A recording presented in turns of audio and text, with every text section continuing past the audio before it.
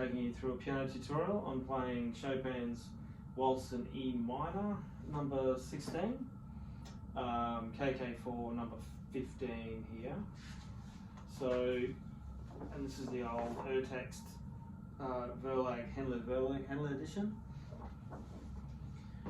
So, it's quite a high level piece, and it's often played quite fast.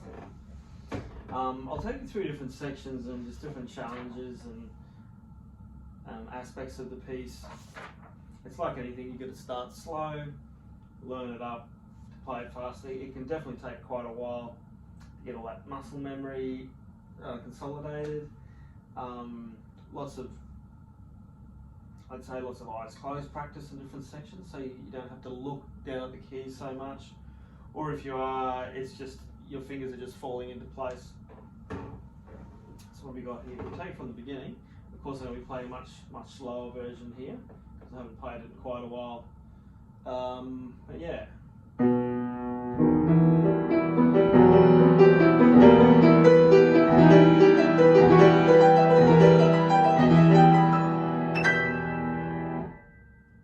Great impressive opening. Basically E minor arpeggios with a hint of D sharp there.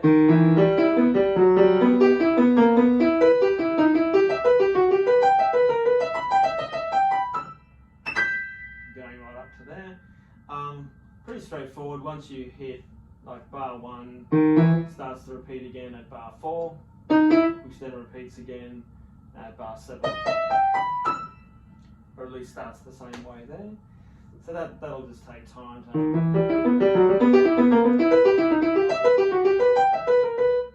get that fluidity, that flexibility. And now this left hand, so it's a big stretch here in bar 3. You'll have to roll that as arpeggiated chords. Interestingly, the one at bar 4 is an arpeggiated chord with a twist, as recommended here. So you want to aim for that top G to be on the 1. So as you're coming in from bar 3, and we're going here.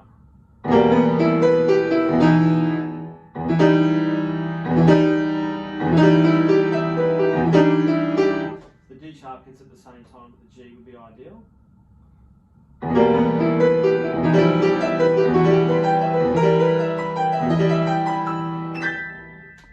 Yeah, and that'll just make the time. The ear tends to hear the top note of the arpeggio more than the bottom, so it's important to get the top note of the rolled arpeggio synced with that right hand melody note.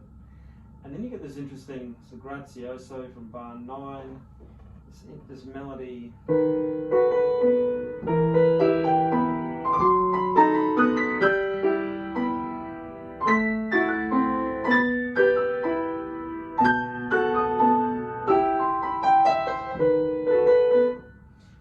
It's got this repeated note. I highly recommend the fingering of like a 1, 3, 2, 1. Different fingers on these notes.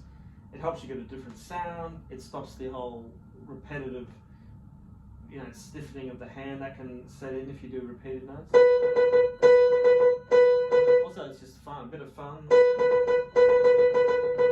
can practice an exercise like that. I'm going 1, 2, 3, 1, 2, 3, 3, 2, 1, 3, 2, 1, 3, 2, 1, 3, 2, 1, 3, 2, 1. Not unlike a DJ mixer where you might cut, or it's called crabbing, where your fingers hit the sides of the crossfader and it bounces back and you get really fast. But we're just got 3, 2, 1. It's not that fast. 1, 3, 2, 1. 1, 3, 2, 1. So that's the first thing to get your head around. It sort of sweeps up. Then beautiful little phrases there. You hop off it.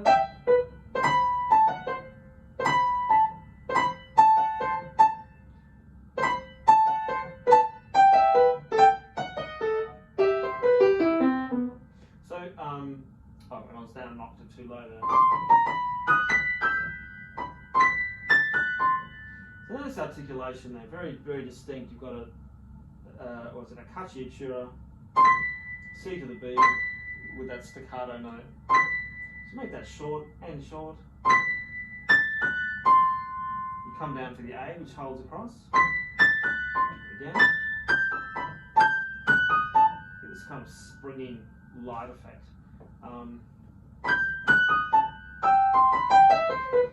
Don't afraid to be louder than my piano. Piano in romantic music, particularly Chopin, you can think of piano as right hand mezzo forte, left hand actually quiet. It helps when you're trying to project that sound a bit. Even though it's more of a quieter, rounder, sonorous tone of the mezzo forte than a louder one. And it continues on. I guess if we look at that left hand too briefly, typical waltz Chopin style, you pedal for the first one, even though there's a staccato, it's more for sound and effect. And the slur, 2 note slur, lift your hand at the end as with the pedal.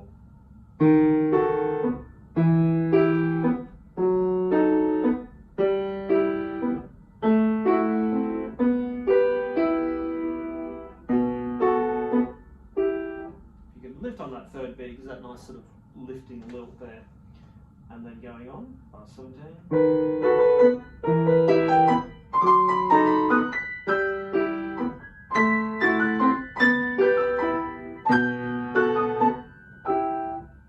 And then we get into this next section.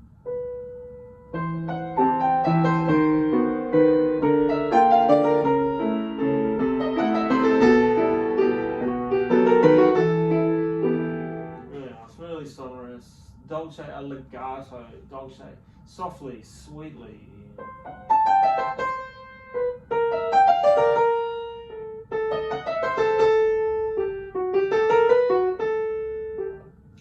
Interestingly, the accent's written there. It's always treated like a tenuto too, with an extra emphasis of push into the key. Make sure you give it some depth in that key on the C.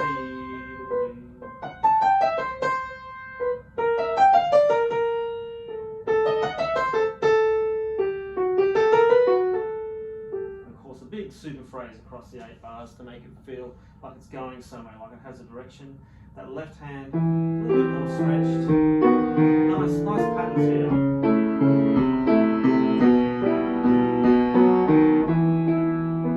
can keep a similar pedaling effect or make it more legato. You notice there's kind of a 10th effect with the outside notes.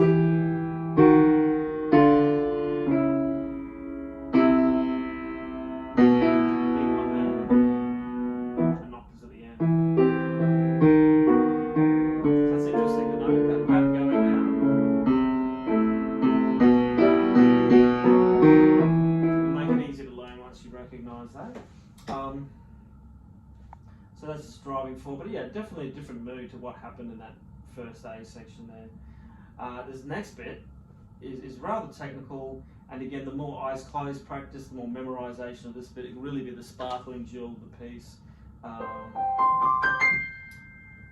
we got here? I have to play it slow because it's been a while.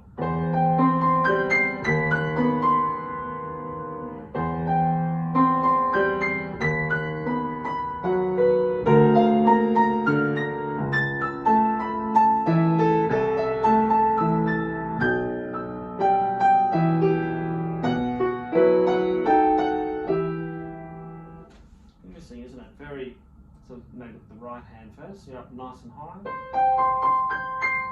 Pretty much just octaves, fifths. That's going like, if you block them a little, the blocking technique will give you.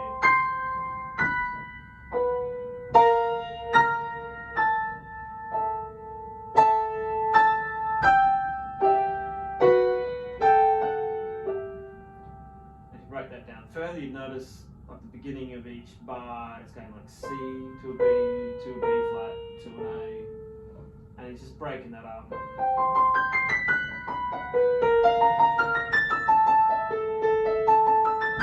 Differs a little there. Great stuff, and then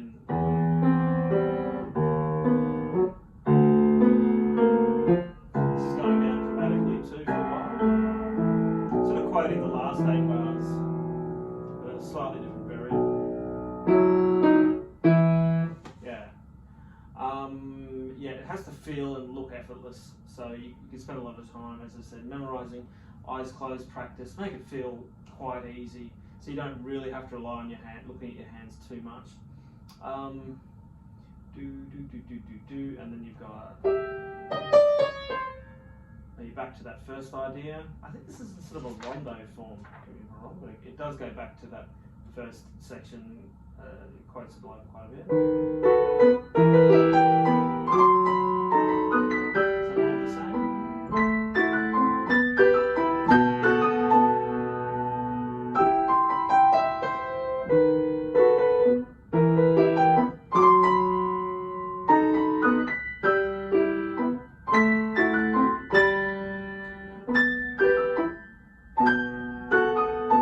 I'll go straight to the second time bar.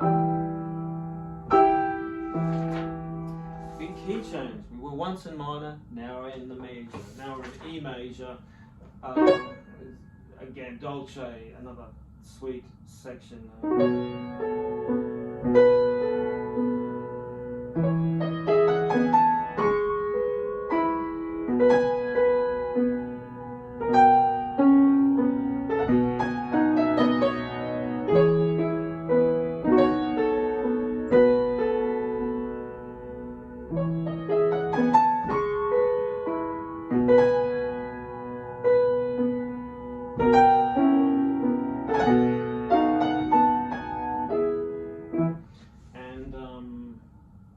Not too much to say. Just say that right hand. It's all about this melody.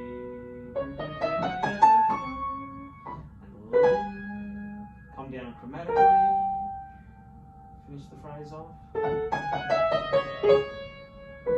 So make sure you've got the ends of the phrases coming on. And lift. Now this can be a little. It's going to be a little bit of a challenge, this. I'll just do them at the same time. That A and the F sharp, it's probably easier. There's probably a bunch of ways you can interpret this. I would just go. Let's make that harmony drop to the G sharp. Like that. I guess more accurately, you'd start the same, but then just on that F sharp would be actually more correct. I think I might sometimes play with the A because it just the harmony sounds more resolved. And then lift hand. Again, that kind of waltz feel, like staccato, bounce, 2 notes slow to lift your hand, give it that shape, pedal comes off.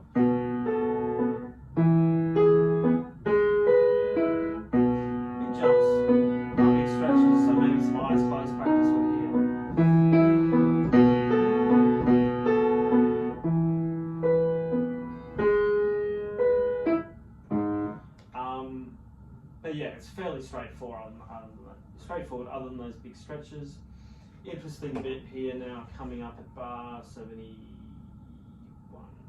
72 I believe. Fortissimo section anyway, and double sharps. So you started on.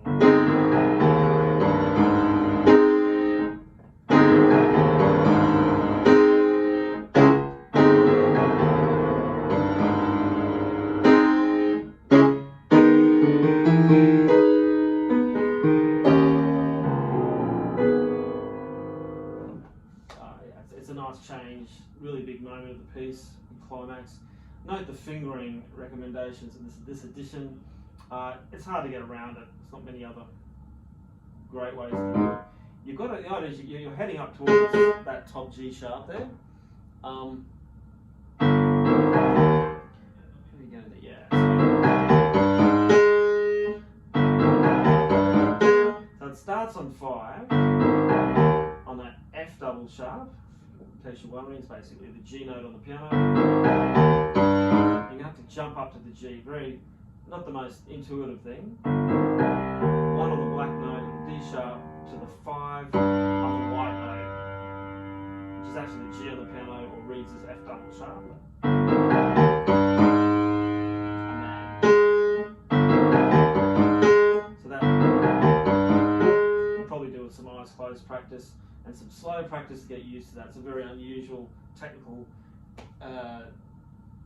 thing to try. You could also turn it into an exercise, I'd imagine, going up the piano.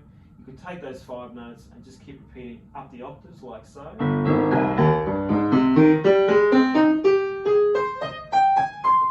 With a bit of pedal, you can kind of smudge it a little bit.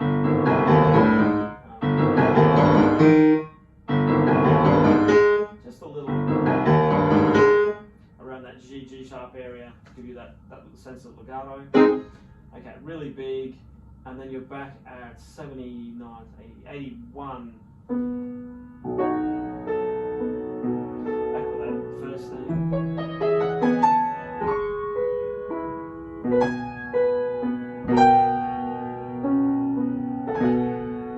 Oh, that was wrong.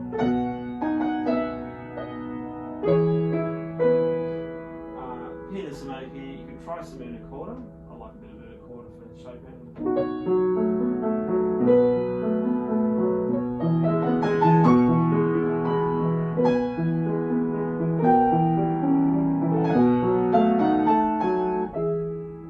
With all the Chopin, lots of ritz and rubato to give it that emotional, musical, expressive feel here.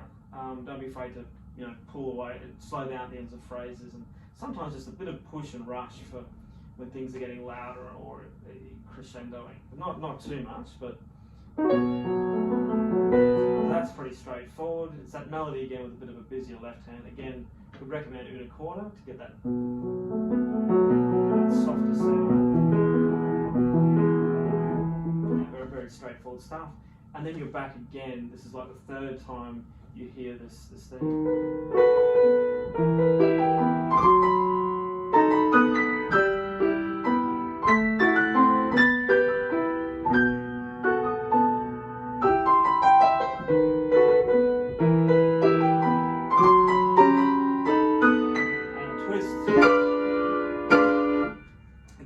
Arpeggiate this left hand because it is a bit of a stretcher. You've got tense. I can just get it, but it's quite alright to actually it is arpeggiated, isn't it? Yeah, try to match it up with that B, and you've got this like a coda or a extra bit before the final section.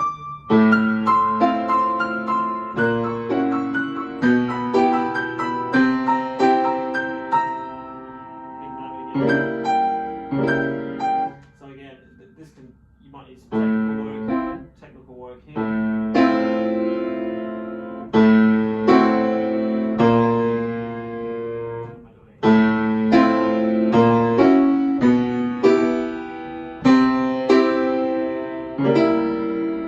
Again, not arpeggiated, but I would, unless you can get that. But if I need control, I really need to arpeggiate it myself. Get it loud, and this bit needs a bit of work. Really get those notes syncing. You can hear mine are getting a little out of sync. It's a little bit out of practice.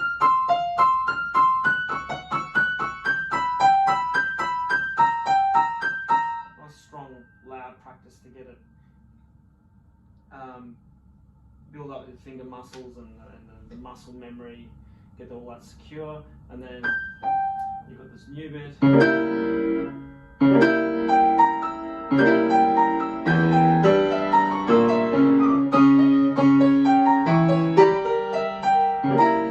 again, sort of a diminished thing, diminished arpeggios and a rising broken chord arpeggio on the left hand.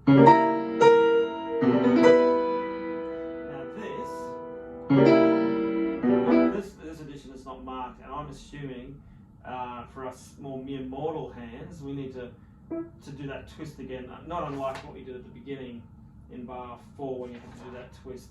So you've got your, that's possible, arpeggiated of course. This next one in bar 1, 14, 15, 16, bar 17, I would definitely turn over 5, 2, 1, and then twist over to the 2 to get that E minor chord. It's much more reliable than trying to get it with the 5. It's possible, but unless you've got large hands, you're not going to get the sound you want out of it. Many a time practicing these two cadences together, and a twist here as well, just kind of a hint at what you could be doing. So we've got, what we got?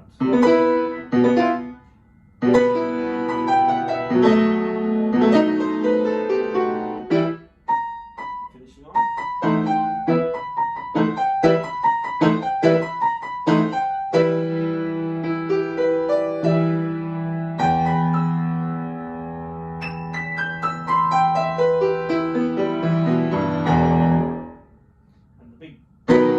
Finish nice and strong. I pedal each note to give it that power. So there you have it. There's a breakdown on one of Chopin's waltzes. Yeah, a lot of fun, very satisfying to play, and you put in the groundwork. You could then look at speeding up to quite a considerable speed how you want it. Anyway, thanks, and hope you found that helpful.